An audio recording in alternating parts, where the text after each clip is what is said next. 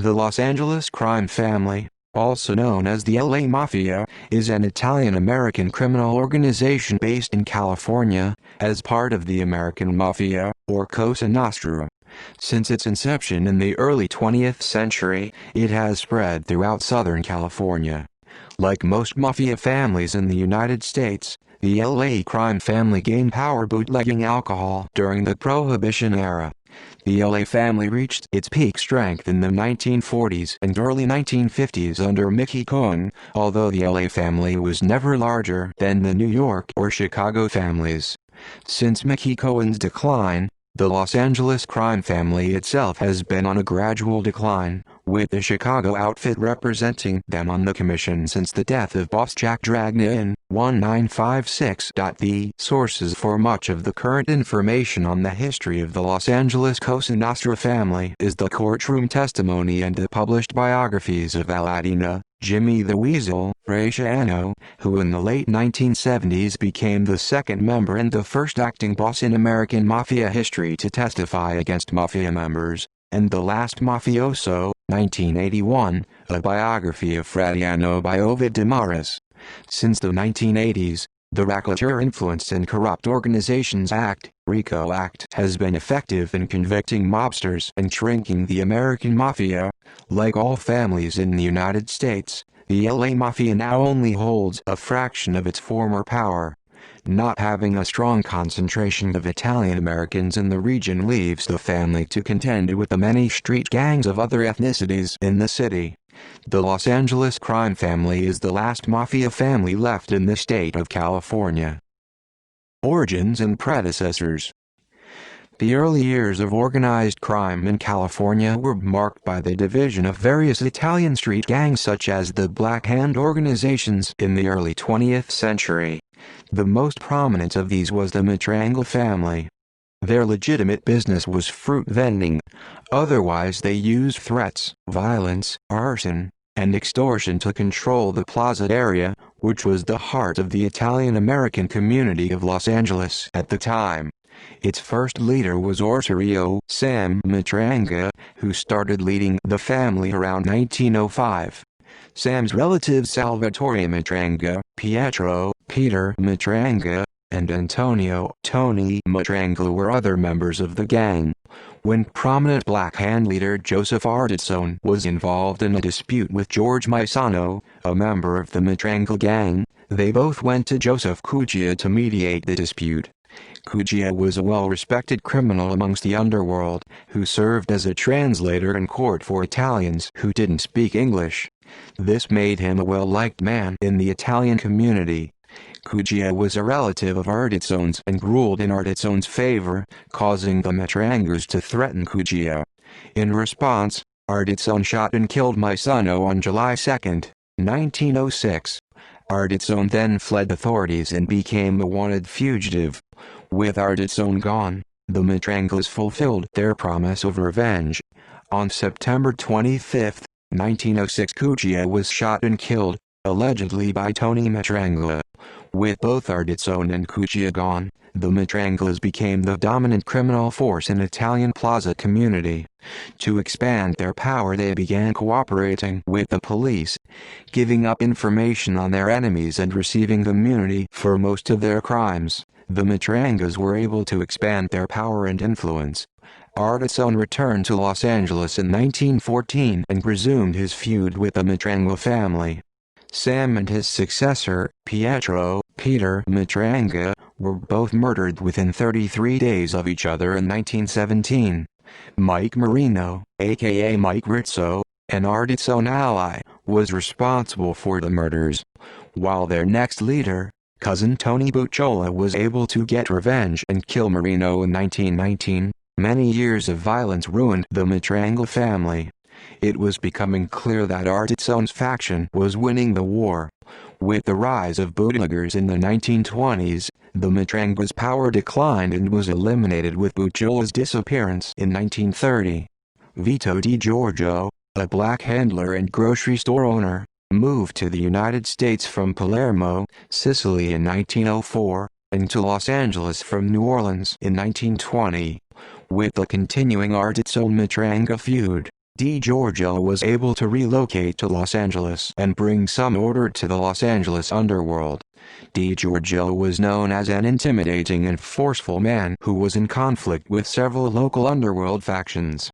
DiGiorgio maintained strong connections with mobsters in New Orleans, Colorado, and Chicago, and was a cousin, close friend, and mob associate of New York City mobster Giuseppe Morello, the first boss of the Morello crime family. He survived 2 attempts on his life before he was murdered in Chicago in 1922 while having a haircut.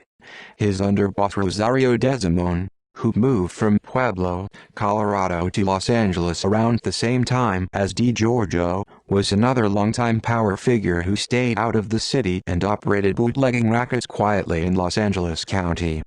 Desimone officially stepped down from the top position in the 1920s, but was still a power within the Los Angeles underworld.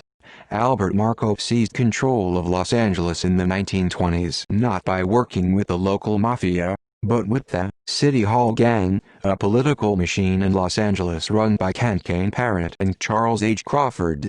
This transformed Marco into the Vice Lord of Los Angeles, earning $500,000 from bordello prostitution alone. With Crawford and Parrott controlling City Hall and the local press, the City Hall Gang was able to operate bootlegging, prostitution, and illegal gambling rackets in the shadows with little law enforcement scrutiny. This all changed when Marco was convicted of assault with a deadly weapon in 1928, and the City Hall Gang broke down after a reform movement swept LA in the late 1920s. Since then a host of mobsters fought to take control of liquor operations that Marco and the City Hall Gang previously dominated. In 1928, August Palumbo was the 7th bootlegger killed in a 6-week period. Palumbo was Marco's former lieutenant and was killed for refusing to fall in line with Desimone. Desimone's lieutenant Dominic DeSola, aka Dominic DeSoto, was acquitted of the murder and took control of Palumbo's liquor operations. When he tried to challenge higher powers by moving in on syndicated gambling rackets, he was murdered in 1931. History. Joseph "Iron Man" Arditson returned to California in 1914 and was acquitted of murdering Maisano in 1915 due to lack of evidence and no witnesses willing to testify. He returned to power and quickly started expanding his rackets in Los Angeles. Arditson teamed up with Jack Dragna and they worked closely together for over 10 years. During Prohibition the two were successful in running bootlegging operations in Southern California as well as gambling and extortion.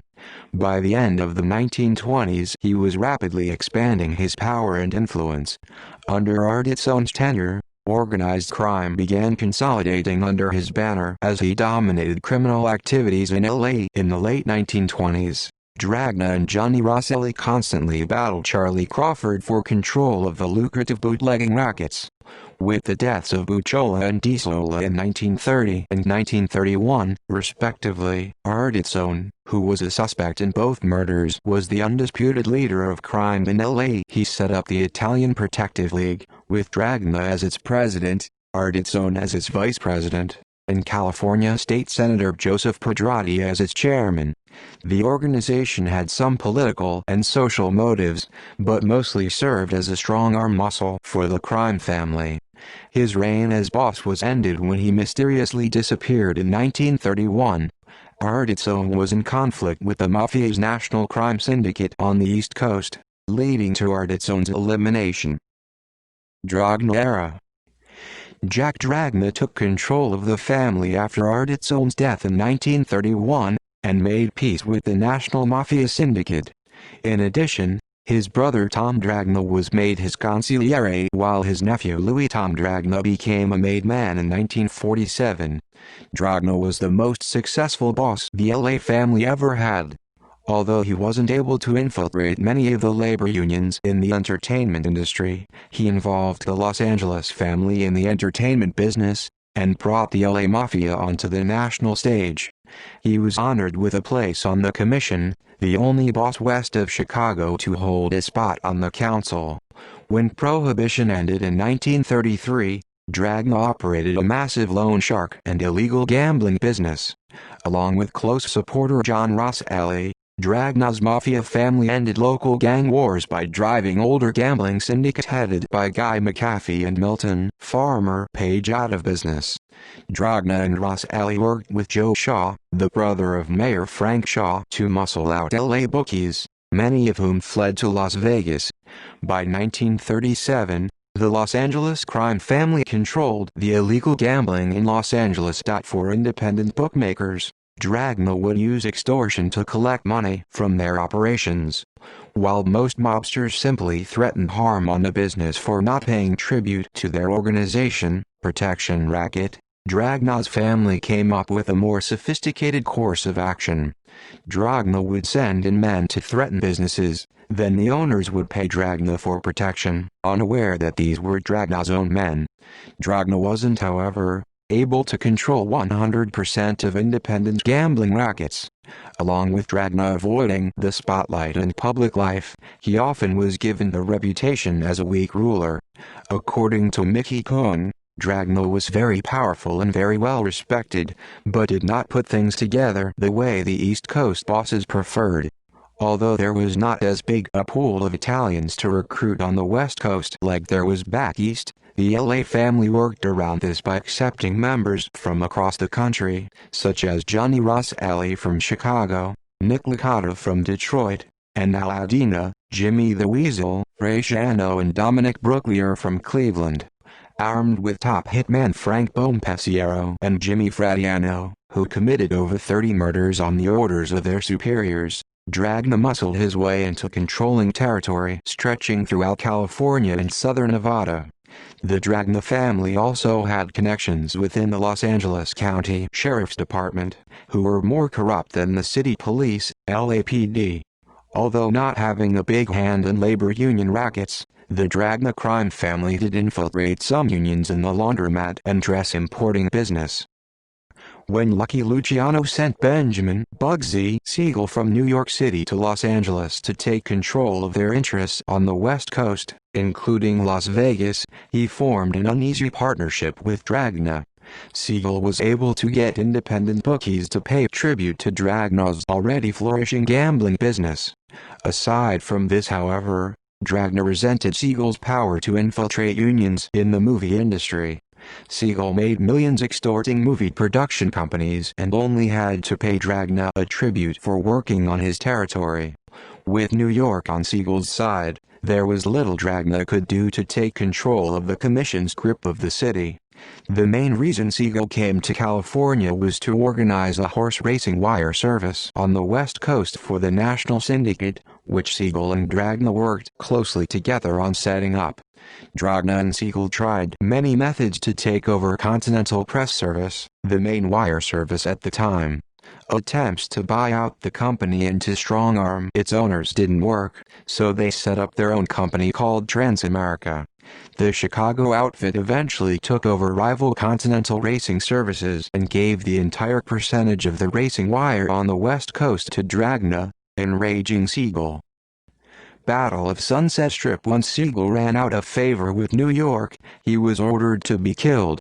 Although his murder officially remains unsolved, one theory is that Dragna's men were given the order to kill him. After Siegel's death, his chief lieutenant Mickey Cohen took over his remaining gambling and loan shark operations in Los Angeles. He refused to fall in line behind Dragna, and Dragna saw this as an opportunity to eliminate him as Cohen began to create his own crime family that quickly began to rival Dragna's. Dragna first began recruiting Cohen's Italian men such as Dominic Brooklier to his family and killing his other men such as David O'Goole, Frank Nicoli, Nettie Herbert, and Harold "Hooky" Rothman. However, through sheer luck, Cohen survived many attempts on his life. John Rosselli compared Cohen to Bugs Moran. In 1951, Cohen was in prison for tax evasion and the LA family moved in on his gambling business. The number of high-profile murders and gangsters moving into the West Coast, combined with the recall of Mayor Frank L. Shaw because of corruption charges related to organized crime, caused law enforcement to stop accommodating the mafia. In the late 1930s, California Attorney General Earl Warren took command of a tough assault on Dragnaw's empire, most notably shutting down the gambling ships run by Anthony Cordnero. On February 14, 1950, the California Commission on Organized Crime singled out Dragna as the head of a crime syndicate that controlled crime in Southern California. Soon after, several of his family members were arrested for the bombing of Mickey Cohen's home. Dragna fled the state and was wanted for questioning. He later surrendered, and was questioned in the Kefauver hearings along with Ross Alley and Bompasiero, but denied all accusations against him. Dragnaw's family, however, remained strong throughout the early 1950s. Desimone and Licata. While other mafia families in the country were prospering in the 1950s, the LA family was beginning its decline. When William H. Parker became chief of police for the Los Angeles Police Department in 1950, the police started cracking down on organized crime instead of assisting it. The weakened Los Angeles family lost ground to the Chicago outfit and New York families. Due to over 50 unsolved gangland killings in the first half of the century, the LAPD formed a special task force to deal with the problem. The Gangster Squad. This group of men harassed Dragnaw's family, as well as Cohen's throughout the 1950s. Frank Bompasiero and Jimmy Fratianno started serving prison sentences in 1953 and 1954, respectively.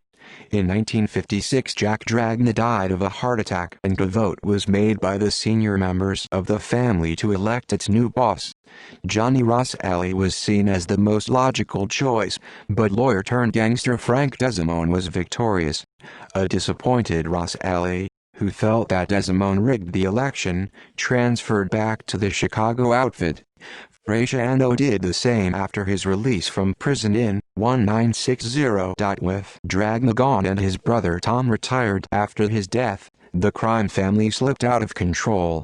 It quickly became apparent that Desimone was an incompetent boss. According to an unidentified informant, he raped the wife of former underboss Girolamo Momo Adamo, which caused Adamo to shoot his wife, who survived and kill himself. This meant the top three men from Dragnaw's era, the boss, underboss, and consigliere, were all inactive in Los Angeles almost immediately after Desimone took charge. Desimone was present at the ill-fated Apalachin meeting with his underboss Simone Scarazari. When the meeting was raided by police, Desimone was outed as a mobster. He previously had no arrest record and was believed to be a simple lawyer. Scarazari came under law enforcement scrutiny after the meeting and was deported to Italy in 1962 for being an illegal immigrant. By 1965, it was estimated that the number of members of the LA family living in Los Angeles dwindled to 30, while the family actually had a strong presence in San Diego. Desimone worried about shaking down gamblers and bookmakers for fear that they would run to the police. In the 1960s, Bonanno crime family boss Joseph Bonanno plotted to have Desimone killed for failing to exploit the criminal opportunities in Los Angeles. The plan was thwarted, but caused Desimone to become very paranoid, never leaving his house at night. Desimone's unsuccessful reign concluded with his death in 1967, after 11 years in power. Desimone's second underboss Nick "Old Man" Licata succeeded him. Licata had strong ties with mafia families in the Midwest and South and maintained contact with the mob in Las Vegas.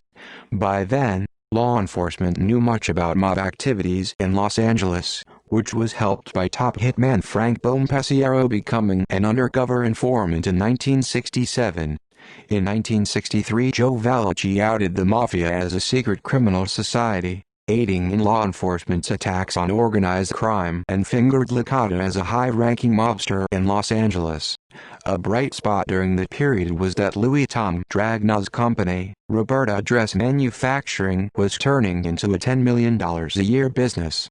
This was possible because in the 1950s, Jack Dragna flew labor union expert Johnny Dio in from New York City to teach Louis how to manipulate labor unions in the Los Angeles garment district. Licata had high hopes of restoring the declining family, but with the police and FBI constantly monitoring his family, Licata wasn't able to do much of a better job than Desmond. On July 9, 1969, Licata was taken into custody after refusing to answer questions at a federal grand jury session about LA's crime syndicate structure. He was held in contempt of court for refusing to testify after being given immunity from prosecution and eventually served 6 months in prison. A pair of indictments in the mid-1970s threatened to put most of the working family in prison. In March 1973, 7 men were arrested for running a rigged gambling operation in Los Angeles that brought in up to $250,000 a month. Their trial was delayed when the key informant and witness, former mafia associate John Dubček, was shot and killed in Las Vegas. Although this scared other informants from testifying, they still were convicted and given light sentences. 4 months later, another 12 men were indicted for conspiracy, racketeering and extortion against bookmakers, loan sharks, and pornographers. Licata's underboss Joseph DiPolito had a large influence in San Bernardino and the Inland Empire in both legitimate and criminal enterprises. He was seen as Licata's successor, but died unexpectedly of a heart attack in January 1974 at the age of 59. On October 19, 1974, after a long battle with illnesses, Nick Licata died at age 77. Frasiano flips. Licata's successor, Dominic Brooklier, was initially able to stabilize the family's businesses, but later endured considerable damage done by FBI informants. Brooklier was able to make a lot of money in pornography, extortion, and drugs, but wasn't able to take back control of many independent bookmaking rackets in Los Angeles. The last mafioso described several instances during the time when the Los Angeles family would shake down movie producers in the porn industry. These producers would then pay a fee to their mafia backers, usually on the East Coast, to set things straight with the LA mob. Once the producers paid, the mafia backers would secretly split the money with the LA family. Brooklier later ordered the death of Frank Bompasiero for his growing criticism of the family, and later finding good evidence that Bompasiero was cooperating with the FBI. When Brooklier was sentenced to a 20-month prison stint along with underboss Samuel Sciortino in 1975, Jimmy Fradiano, on Tom Dragnow's request, transferred back to the LA family from Chicago, and was named co-acting Los Angeles boss with Dragna. Frasiano traveled across the country making new connections and deals. Frasiano's goal was to bring back the ailing LA family stature and reputation amongst the mafia. Since Jack Dragnow's 1956 death, Los Angeles was starting to be seen as an open city where any mafia family could do business, but Fradiano hoped that by restoring the ailing family, he would be a candidate to officially run the family after Brooklier was released. However, upon release from prison, Brooklier quickly took back control of the family, and Fradiano was left back to being a low-level soldier. The fall of the Los Angeles family came when Fradiano became the second American mafioso to turn state's evidence and testify against the mafia in court. On October 6, 1977, Danny Green was killed by a car bomb in Ohio, and Ray Ferrito was arrested for the murder. Ferrito implicated Fradiano in the planning of the murder, and Fradiano was indicted for charges related to the bombing. Fearing for his safety, Fradiano agreed to become a government witness against the mafia.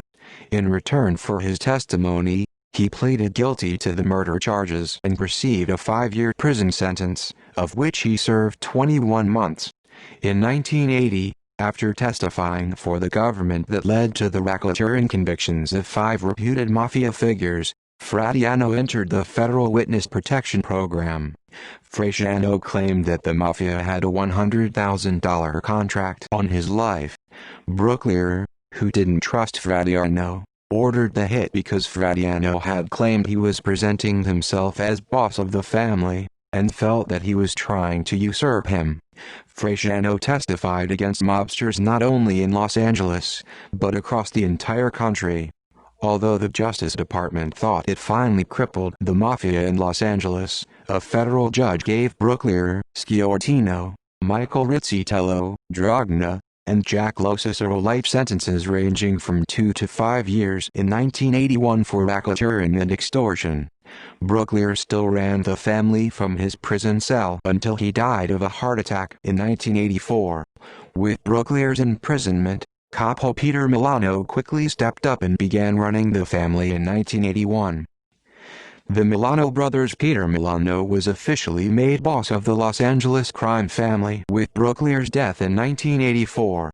He made his brother Carmen Flipper Milano his underboss. Since Milano's reign, the family was heavily involved in narcotics, pornography, gambling and loan sharking.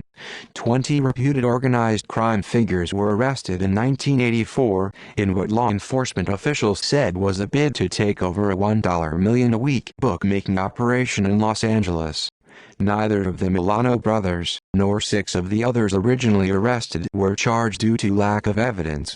When Peter Milano became boss, he rejuvenated the depleted family by inducting new members such as Steve the Whale Sino, singer Charles, Bobby Milano Cassi, Louis Galfuso Jr. and Shylock brothers Lawrence and Anthony, the Animal Fiato into the family. Mobster turned informant Kenny Gallo credited the brothers with helping Pete Milano revamp the LA family. With a beefed-up family, Milano succeeded in having nearly every bookie in Los Angeles pay a mob tax to the LA family. Robert "Puggy" Zychuk gave Anthony Fiato a $1 million loan, which was used to finance a huge loan shark operation. The LA family became the dominant loan shark operators in the area. The family's influence stretched all the way to Las Vegas, where they had long-standing ties to what the mafia considered an open city where any family could work. The entire hierarchy of the family, including the Milano brothers, Captains Mike Rizzitello, Jimmy Cassi, and Luigi Galfuso, along with many other mobsters, were arrested on various charges in the late 1980s, due largely to information and recordings collected by the Fiato brothers. These charges to so many members permanently crippled the family and put the family on the brink of extinction. While Rizzitello, who was acquitted of his original charges at trial, was sentenced to 33 years in prison in 1989 for attempted murder, where he would die in 2005. The Milano brothers plead guilty to lesser charges. Peter received a 6-year prison sentence and Carmen received 6 months. Almost every member of the family charged pleaded guilty to receive lesser sentences, and the FBI considered the mafia finished in Los Angeles. However, since Peter Milano's parole release in 1991, he took back control of the weakened family. The Los Angeles family since made moves into Las Vegas with the Buffalo crime family. The family made headlines again with the murder of Chicago outfit associate Herbert "Fat Herbie" Blitzstein by Buffalo and Los Angeles family associates in 1997. Blitzstein had a lucrative loan shark and auto insurance fraud business the two families moved in to take over. This caused a great deal of scrutiny from the FBI on both families. Members like Steven Sino and Alfred Morillo were convicted on related charges along with other associates who cooperated with officials to receive a reduced sentence, putting the LA crime family on its last leg. By the 1990s, the LA family was estimated to have 20 official members. Latest position: much of the crime family's activities have become unknown since the Las Vegas indictments. Law enforcement has moved its attention of organized crime towards street gangs such as Hispanic and Asian gangs, who are far more prevalent and widespread. Until his death, Peter Milano was still believed to be the official boss of the Los Angeles crime family. However, since the late 1990s, his involvement in crime along with other members had become greatly reduced. Some members, like Rocco Zangari and Russell Mastia, moved out of the state and left the family altogether.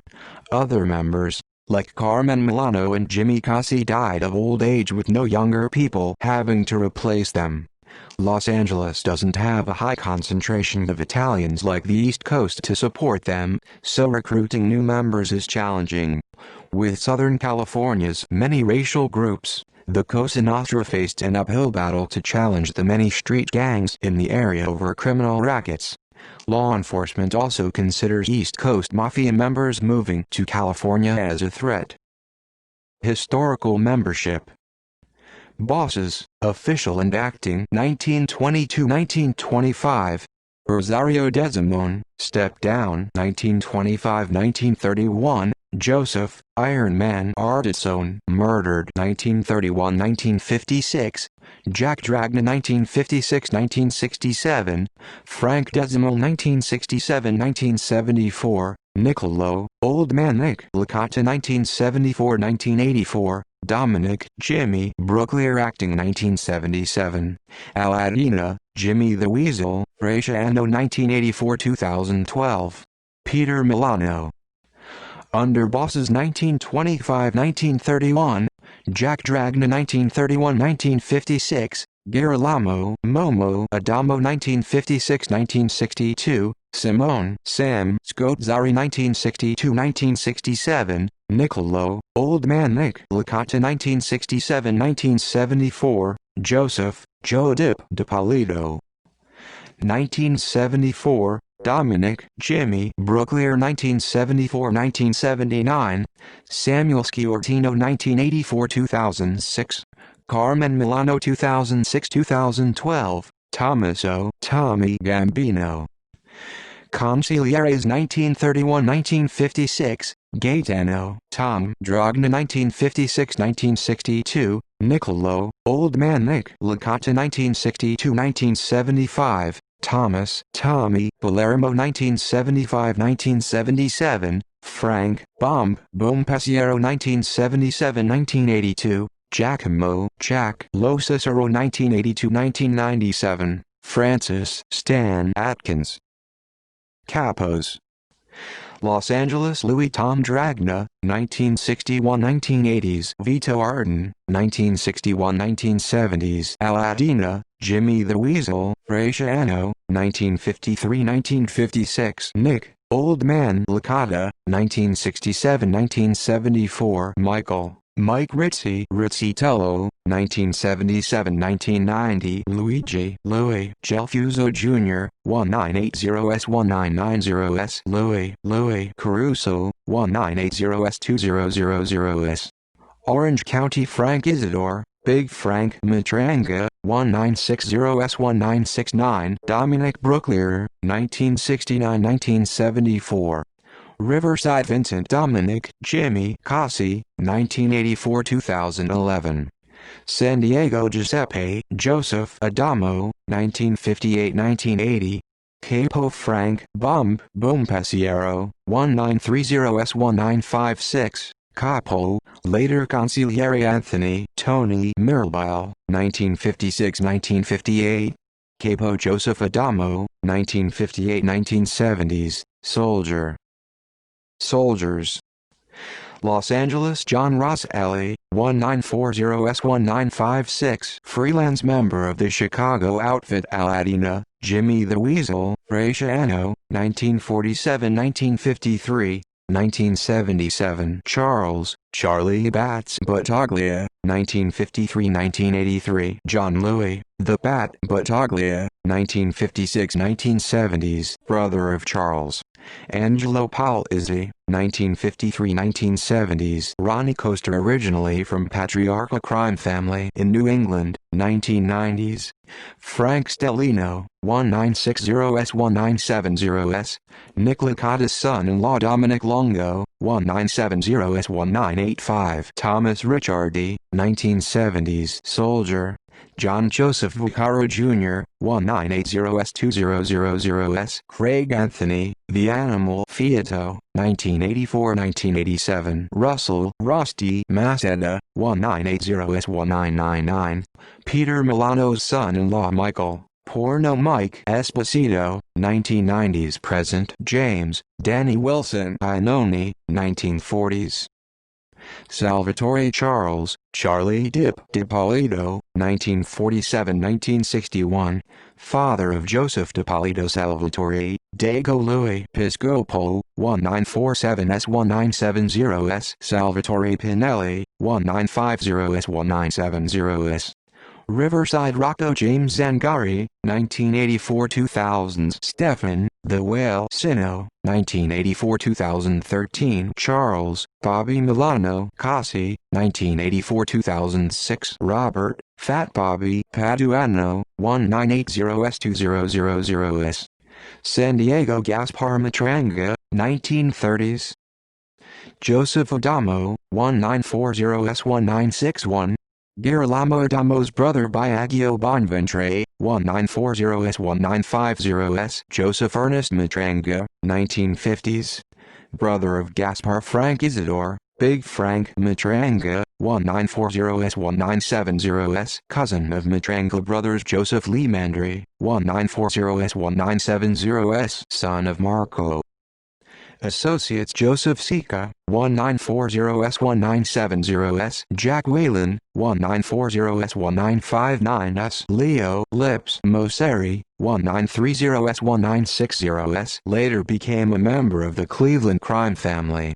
Mickey Fine, 1960S1970S. Ray Ferrito, 1960S1974. Frank Buccieri, 1960S1980S. Anthony Brooklier, 1970S2000S. Lawyer, Dominic Brooklier's son, Big Bruce Comtois, 1980s. John Patrick DiMattia, 1980S2000S. Albert Nunez, 1980S1990S. Robert Ralph Dino D'Agostino, 1980s. Steve Municiello, 1980s. Michael Galfuso, 1980s. Kenny Gallo, 1980s early 2000s. Turned government informant in 2000s. Robert Puggy Ziashek, 1980S1990S. Dominic Donnie Shax Montemarano, 1990S2000S. Colombo family capo based in LA. Ronnie Lorenzo, 1980S2000S. Bonanno soldier based in LA. Informants Frank Bompasiero, undercover informant Aladina, Jimmy the Weasel, Raciano, government witness Craig Anthony, the animal Fiato, government witness Kenny Gallo, undercover informant. Notes. References. Further reading: Gallo, Kenny, Randazzo, Matthew. Breakshot. A Life in the 21st Century American Mafia. Phoenix Books, 2009. ISBN 1-59777-615-7. Moore, Judith. A Bad Boy. The Most Feared Mobster in Southern California for 30 Years. Reader Books, 2009. ISBN 0-615-29879-6. Smith, John L. The Animal in Hollywood. Barricade Books. 1998. ISBN 1-56980-126-6. External links: Los Angeles descriptions of historical Italian gang leaders of Los Angeles mob murders in LA. Addresses of what the LAPD said were mafia killings from 1906 to 1951. Cosa Nostra guys: Louis Caruso, Pete Milano, Jimmy Casi, Bobby Milano. Keely Smith video by Kenny Gallo published on YouTube. Will the last guy left in LA mob please turn out the lights? John L. Smith, Las Vegas Review Journal. November 16, 1997.